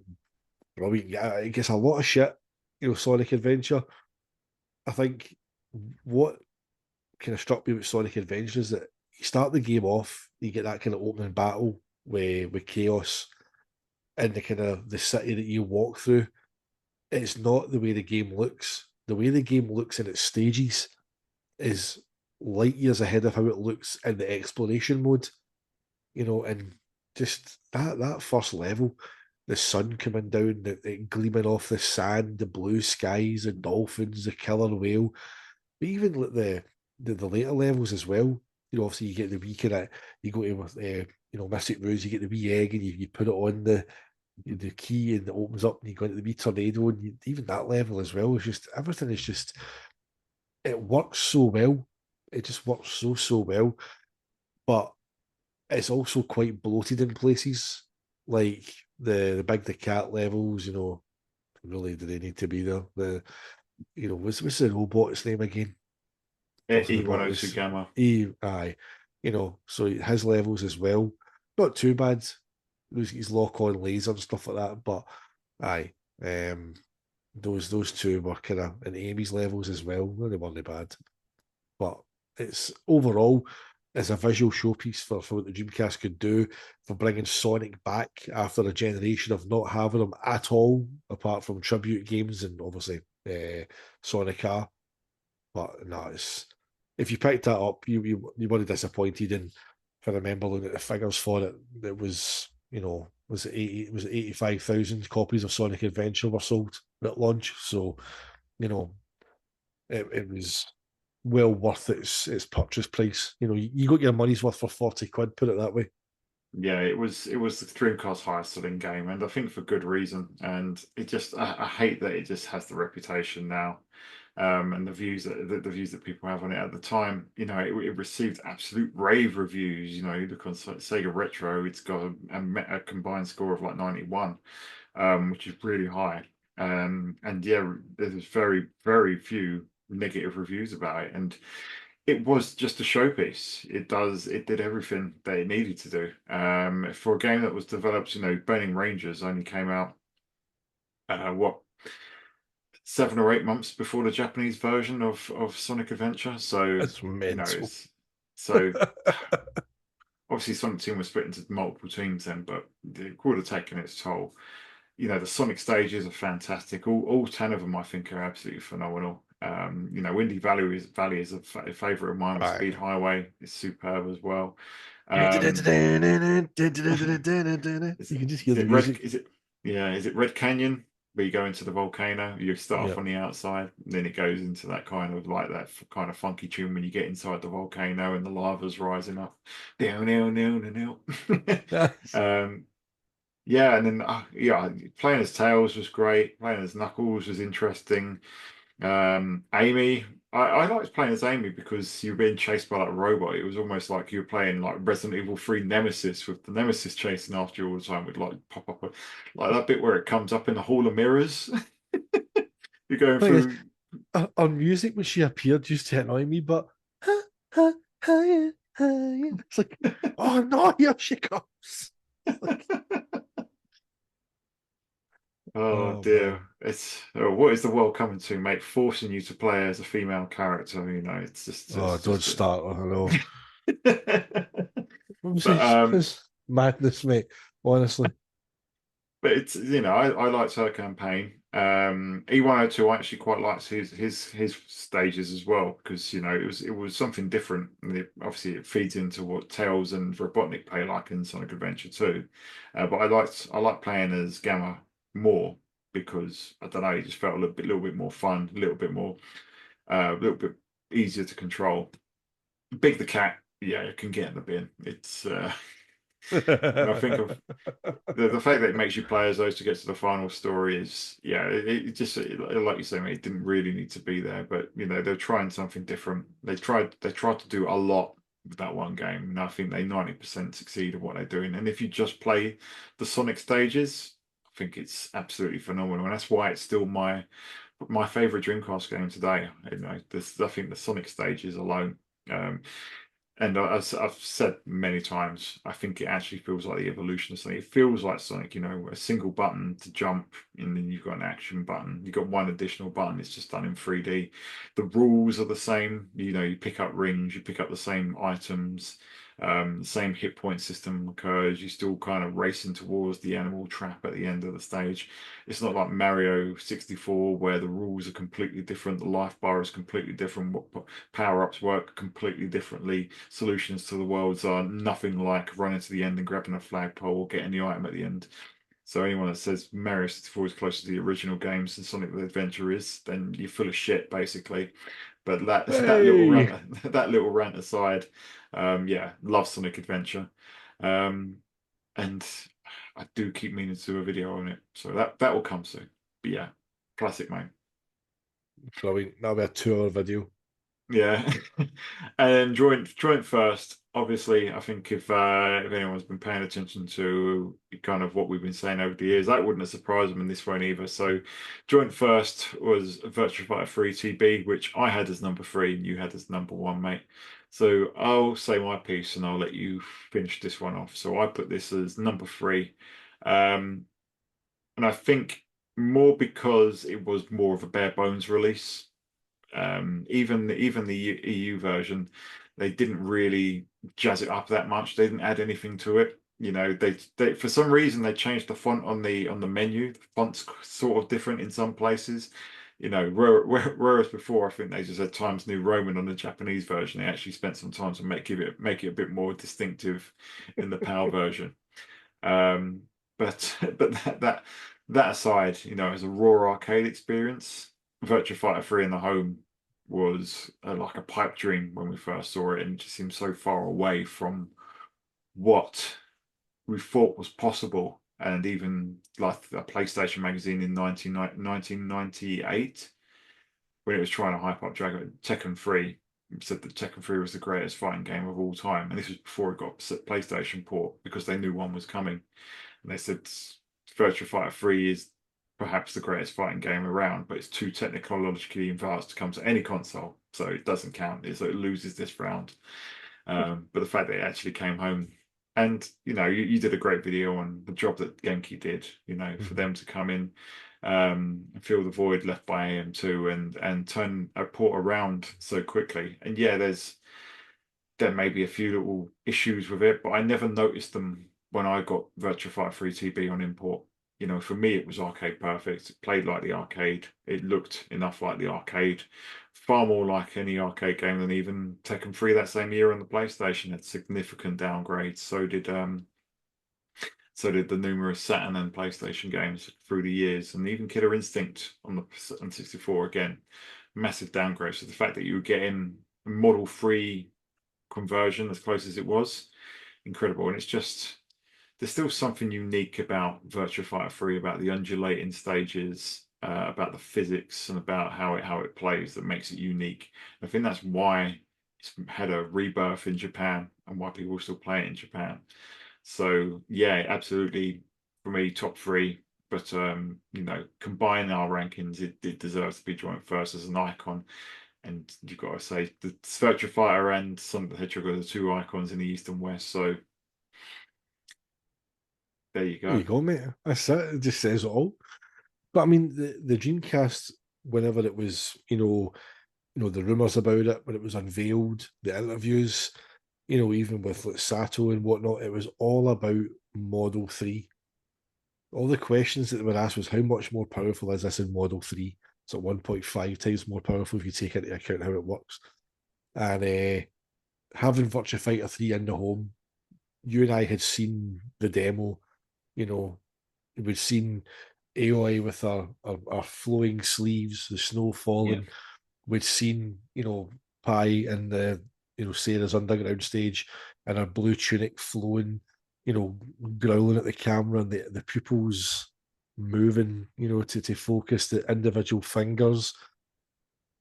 And again, it annoys me how much shit that the port gets because there's comparison videos, there's side by side videos. That boy, that was it, VGC or what he's called, Decide, yeah, VC. He's done an arcade and Dreamcast side by side, and on that video, like you can't tell. Like if you run like Supermodel 3 and run Virtua Fighter 3 vanilla, you can see that there's the characters have got more polygons. There's areas on certain characters like Shun, the way his legs come out of his waist. There's an awkward little kind of pointy polygon that juts Yeah. out. And but those are things again at the time, like in '99, you're no noticing these things because you're coming from Saturn, you're coming from PlayStation. You've seen Virtua Fighter 3's demo, having that in the home, even by that PlayStation Magazine's own admission, it was too advanced for any other console, and you were getting it in the home now. It is a very bare bones experience. You've got the team battle mode and obviously the arcade mode, or normal mode as they call it, which I still play more. I still treat VF3 TB as just VF3, just play normal mode. I don't touch the TB side of it at all. But it's the fact that it's the game that got reborn as VF3 TB online in Japan. You know, it's in the Yakuza game. You know, one of the Yakuza games. You'll be able to tell what one it's in. What's the Yeah, Yakuza game that it's in? it's in Infinite Wealth. So it's in there. You know, it's still the only Virtua Fighter game that remains console exclusive to Dreamcast. You know, it's not nowhere else. You know, VF1, you've obviously had it on Astro City Mini, 10th anniversary PS2 version doesn't really count. VF2 is PC. obviously, yeah, I came in PC. VF2, obviously, you know, VF4, VF5. But three is just kind of locked in its own little kind of world on Dreamcast, and they did away with undulating stages. You know, the dodge button became 8-way run. It's very much the Virtua Fighter that encapsulates that period of time within Sega. It's so different from 1 and 2, and it's so different from 4 and 5. It stands alone as a very unique Virtua Fighter experience. But it was a game I got with my Dreamcast when I imported it. You know, having it hooked up through my Innovation RGB SCART cable into my was that a Toshiba 4x3 I had at the time, and just was my 28-inch bugger with a matching stand, and just looked glorious. Like even seeing the splash screens before each fight, you know, the kind of the portrait that you got of each opponent. Oh, it's glorious. The fighters are so well weighted, so well rounded. Like moves have got weight, like Akira's double axe handle smash that you do. Yeah. You know, whenever you can charge that as well. Whenever it hits, it's got real weight to it. Like everything just feels the same as the arcade version. It feels like it. It looks 90% of it. Yeah, it's got no other major additional kind of modes. There's no like, you know, the Soul Calibur with its, you know, challenge mode and whatnot. You know, there's nothing like that. But oh man, it's just to have VF3 in your house at that time felt like a complete pipe dream. And to load it up and play it was just phenomenal. And for me, I just wanted Model 3 in the home is something I think we had been conditioned to as Saturn owners. Like that was the dream. Like Richard Ledbetter, like laid that roadmap out. He was all about, Yeah. you know, Model 2 had come to the home in various kind of, you know, versions. Obviously, some games perform better than other. For every Sega Rally, there was a touring car, for example. But, you know, here we were getting a Model 2 game, a Model 3 game, sorry, running brilliantly. And again, like Sega Rally 2, you only get it in 60 hertz if you, excuse me, if you run it through VGA. Yeah. But the Western versions, like they fixed the shadows on it as well. But it's still a phenomenal fighting game. And again, just to appreciate at the time having that in the home, what it felt like. So it's my first game on Dreamcast. You know, as a massive VF fan, it'll always be my number one when ranking those launch games. Yeah. Well said, mate. Well said. And the best fighting game in the launch lineup, I would agree. Soul Calibur Most wouldn't come for another I week. think Soul Calibur was November in the UK. Was Aye. it that late in the UK? Yeah, it was November. It was the following month. It wasn't. I think VF3 came out in America a week or two after launch, but Soul Calibur was November and over here, pretty sure when I was looking at it. Wow. Following That month. So there you go. there we go. Well, yeah, because that in America have certainly stole Virtua Fighter's thunder. Doesn't seem to have been the case over here, but that's the ranking of the 12 Dreamcast launch games by the Sega guys. So it's been a great chat, mate. It's been near to a couple of hours. As And always. as always. So, viewers, listeners, we'd love to hear what you think. What are your favorite Dreamcast launch games from the Power launch, or if you're in the other side of the world, what are your favorite launch games in North America, Australia, maybe even Japan? Even though you only got 4 of them in Japan. Um, Let us know. You can let us know in the comments below. Get in touch via the Radio Sega Discord, or you can join the Sega Guys Discord and continue the conversation there. If you've enjoyed this video and you're watching on YouTube, please give us a like and a subscribe, because that really helps the channel. And if you want to be extra mega, think about becoming a member with a bunch of awesome perks from as little as 99p. Perks such as getting your name read out as a thank you at the end of the show, like our premium members are going to receive right now. Yep, so premium members for this episode: Sega Saturn Lad, G-Man, Stiff Peaks, I Am Mikowski, Craig Williamson, Resident SD, P-Wall, Tom Fum, Peter007, Andy Mackey, Nick Tullock, and of course our brothers at Sega Saturn Shiro. Thank you very much, as always, to all of our members and subscribers for your continued support. And if a monthly membership isn't your thing, no problem at all. We appreciate your support, just liking, sharing, subscribing, getting involved in the comments, joining the live chat during premieres. All that stuff helps the channel to grow. So thank you very much, everyone. Yes, and just to echo that, thank you so much for stopping by. If it's your first time, hopefully it's not your last time. We'd love to see you again. Thank you so much for watching. We are the Sega Guys. Get a life, get a Dreamcast, and we will see you on the Sega side. 6 billion players, not Sega.